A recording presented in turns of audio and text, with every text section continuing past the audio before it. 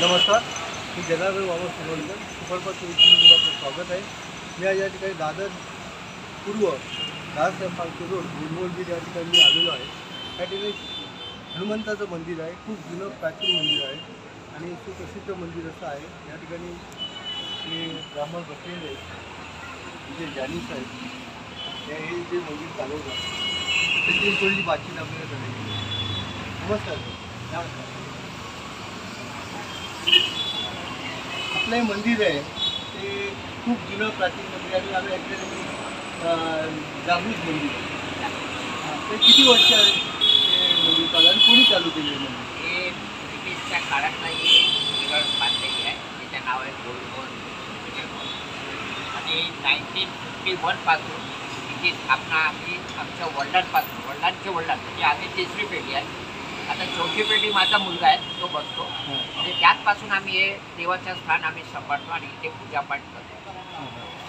सुरुवात कोणी केली, म्हणजे त्याचं नाव काय?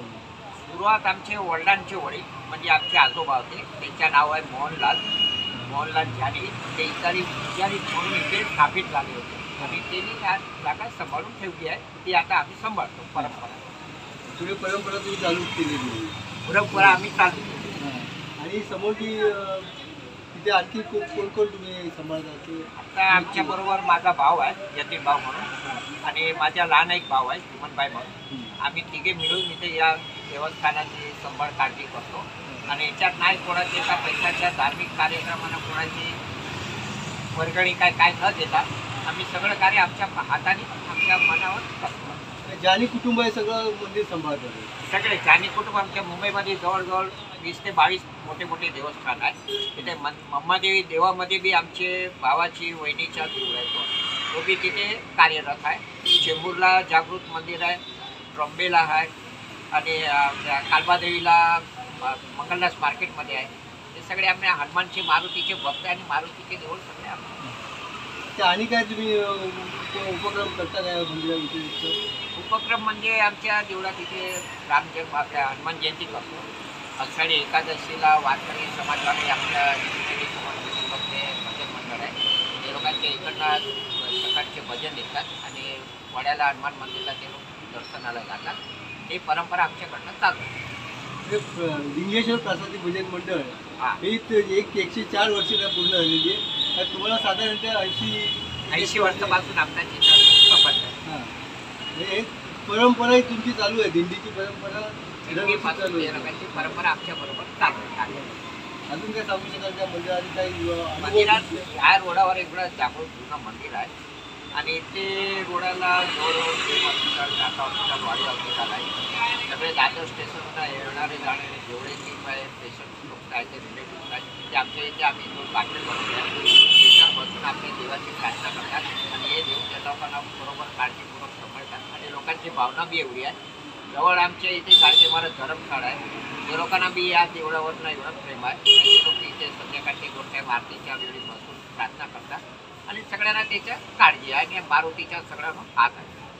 बरोबर. हे खूप चांगला उपक्रम आहे तुमचा.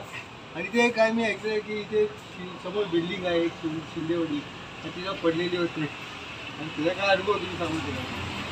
ही समोर आमच्या इथे आता शिंदेवाडी म्हणून एक बिल्डिंग आहे माळाने बांधलेली. त्याच्या अगोदर शिंदेवाडी क्रमांक 1 म्हणून बिल्डिंग होती. ती 1962ला जवळजवळ 64ला आहे ती कोसळली होती. त्या टायमाला या चाळीमध्ये जवळजवळ 180 रूम होती. 180 रूममधला एवढी मोठी चाळ रात्री कोसळून बी त्याच्यातनं एका माणसाला इंजुरी नाही नसता, कुठलाही कोणाला काही प्रकाराची मृत्यूदुःखी होता आणि ते सगळे आमच्या समोरची मारुती देवाची त्याच्यावर प्रकल्प होता. ऐकलं की प्राणीस्वर तिथे दगावला नव्हता. प्राणीस्वर म्हणजे शेवटला 3 दिवसानंतर जर काटमाळ काढला ना त्याच्यात एक जिवंत आपल्या पोपटाच्या पिंजरा बी सापडला आणि तो पोपट बी शेवटला जिवंत निघाला. ते अख्खा रोडावर सगळ्यांची ते भावना होती काय आपल्या मारुतीने आपल्याला सगळ्यांना सांभाळला आणि तेवढी जागृत देव आहे.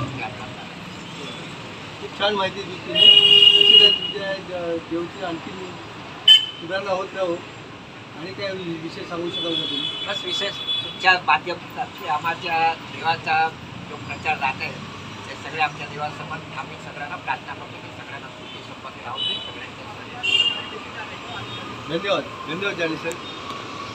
आणि आम्ही हनुमान मंदिर दादरचं हे प्रसिद्ध मंदिर आहे आणि इथे जे रहिवासी आहेत रहिवासी थोडी मी मुलाखत घेतो की रहिवासी काय सांगतात या मंदिराबद्दल.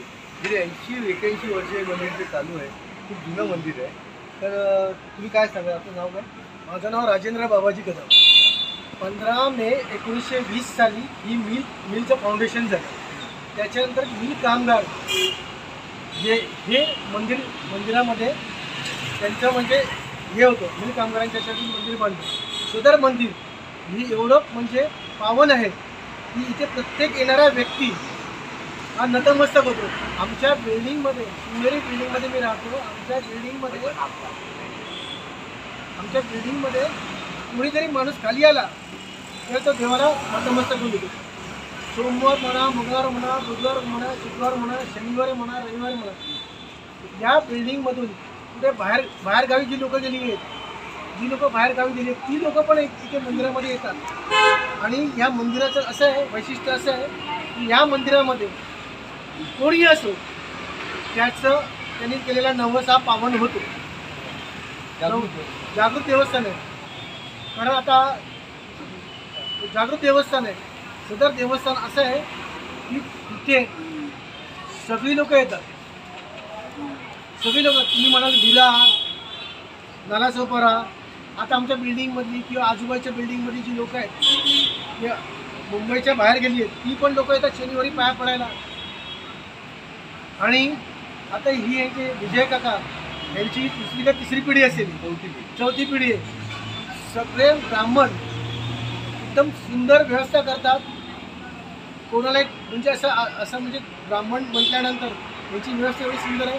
कोणी जरी आला तर भाविक व्यवस्थित त्याला म्हणजे मंत्रमुक्त करून हे करतात दर्शन. इथे कोणाला दर्शन नाही असं नाही, सगळ्यांना दर्शन मिळते. आणि याचं एवढं पवित्र आहे ना, हे पवित्र हे तुम्हाला कुठेही मिळू शकत नाही. जरी मंदिर जरी छोटं असलं तरी इथे सगळं तुम्हाला एक तुम्ही आलात, दर्शन घेतलात, बाबा रे माझी ही इच्छा पूर्ण करत, किंवा आपण नवस म्हणतो तो नवस पण पूर्ण होतो. एवढी या बजरंगबलीची ख्याती. धन्यवाद कदम साहेब, खूप छान माहिती दिली तुम्ही. आणि हा जो नवसाला पावणारा देव आहे, भगवंत आहे, त्याची ख्याती आहे. ते जो नवस आपण करतो तो पूर्ण होतो. हां, तिथे म्हणजे मला असं वाटतं की लहान मुलापासून मोठ्यापर्यंत अभ्यासाला परीक्षेला जातात किंवा लोक नतमस्तक होऊन जातात. लग्न होऊन आले तरी ते पहिले पाया पडून नारळ फोडून पुढे जातात. कुठच्याही कार्यात, मंगल कार्यात जाण्यासाठी पहिला हनुमंताला नारळ ठेवून नंतर पुढे जातात. आज या ठिकाणी आमच्या मंडळाचे सदस्य आहेत सुनील कांबळी, नवरात्र उत्सव मंडळाचे ते अध्यक्ष आहेत आणि ते सामाजिक कार्यकर्ते आहेत. ते म्हणजे नवरात्र महोत्सव मंडळाचा प्रमुख कार्य असं आहे. त्या अगोदर मी या शिवनेरी इमारतीमध्ये, माझा जन्मही शिवनेरी इमारतीमध्ये झाला आहे आणि या शिवनेरी इमारतीचा मी 20 वर्ष अध्यक्ष पण होतो आणि त्या अगोदर मी कार्यकारिणीमध्ये पण ते काम केलेलं आहे.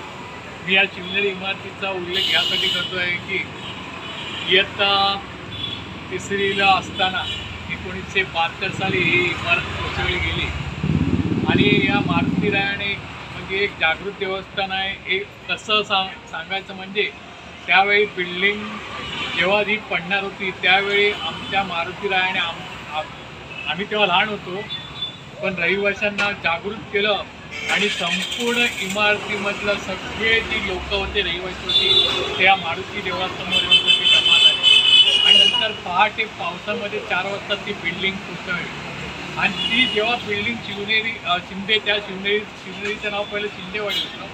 ती जेव्हा शिंदेवाडी कोसळली, त्या शिंदेवाडीच्या मारुतीरायाचं आणि आमच्या भवानी मातेचं एक वैशिष्ट्य म्हणजे ही कोसळल्यानंतर एकही जीवितहानी झाली नाही आणि आज 15 दिवसानंतर जेव्हा ढिगारा काढला गेला तेव्हा पिंजऱ्यातला एक पोपट मिळाला.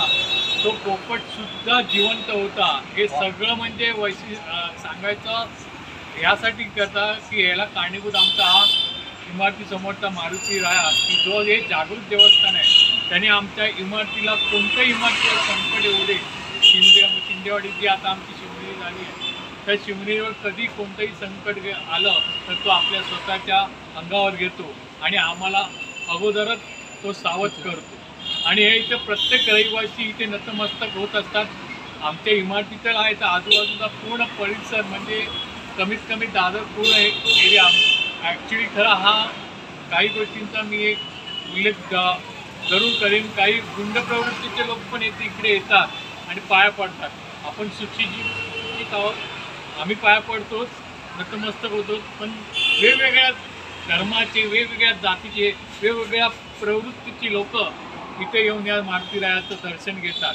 आणि त्यामुळे आम्हाला, मी तेव्हा 3रीमध्ये असताना आमची इमारत कोसळली आणि आम्हाला परत त्याने 4 वर्षात या इकडे परत दादर एरियामध्ये एकदा माणूस दादर विभागातून गेला की तो परत येताना नाकीनऊ असतात.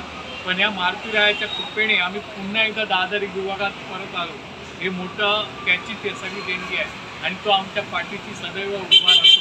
कोणतंही संकट असतो इमारतीचं, कोणताही प्रसंग असतो, तो प्रत्येक वेळी आमच्या इमारतीच्या आमच्या इमारतीमध्ये रहिवाशांच्या पाठीमागे ठामपणे उभा राहिलेला आहे. त्यामुळे आम्ही कधी त्याच्यापुढे नतमस्तक होतो आणि हे असंच राहू दे.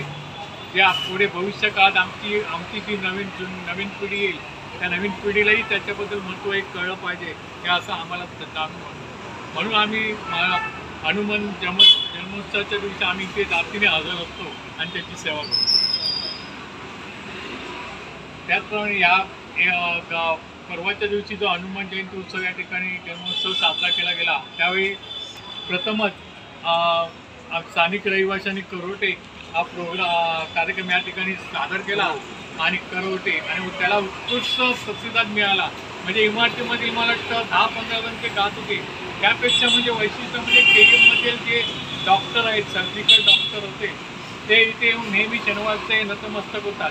त्यांनी उत्साहाने त्या दिवशी एक हिंदी गाणं घेतलं. म्हणजे कोणताही सांगायचा उद्देश काय, कोणत्याही प्रवृत्तीचा माणूस असो, भक्त असो, तो भक्त या ठिकाणी नतमस्तक होतो. या मारुतीरायाचे वैशिष्ट्य आहे. धन्यवाद. खूप छान माहिती मिळाली आणि आपणही सगळ्या